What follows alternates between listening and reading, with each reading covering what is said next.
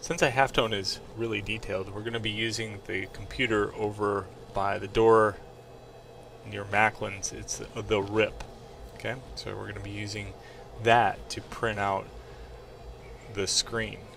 Now this is only after you have printed it on basic paper over and over again to see that your dot structure is correct, that they are the right size and they meet the guidelines for the assignment. So do not do this step until you have the approval of the dots, or know at least what dot size is recommended. Then locate the computer near Macklin's door attached to the RIP, and then follow the video. In order to do this, I'm going to crash out of everything on this computer. This is the RIP computer, which is over by Macklin's door, and we're going to be using it to do all our printing for us. So I'm going to do worst case scenario here and close out of everything. You do not have to do this, it's just I want to kind of show you how to restart the software. Alright, so this icon right here in the center, double click on it. And while it's restarting, you don't do anything. You let everything happen.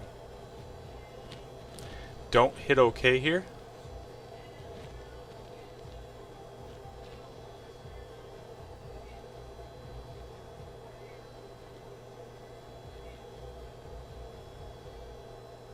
Alright, at this point you can minimize this window right here. So I'm going to go like this. We're going to minimize that. And it should say hot folder, mono screens, or whatever one you're on, and TDP. This shouldn't have a little circle. If it does, if it has a little red dot and it says disabled, that means that there is no power to the RIP and the RIP needs to be turned on. And after you turn on the RIP, you need to go to Jobs. Wait a minute. View. System Logs. And click this button right here, and that will turn on. All you do is have to click that one right there. Okay? That'll turn on the RIP.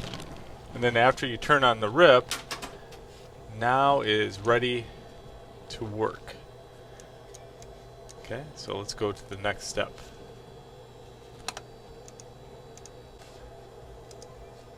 Alright, so the next thing you need to do is make sure that you save your file to the desktop. You can do that by just going into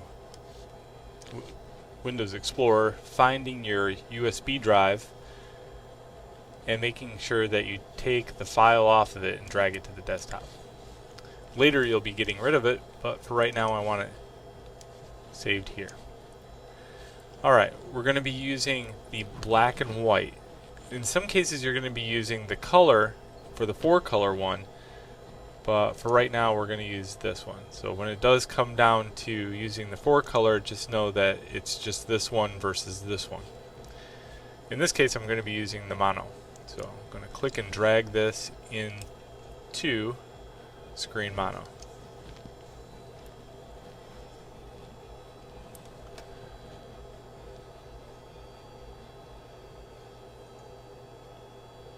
And just like that, it is ready.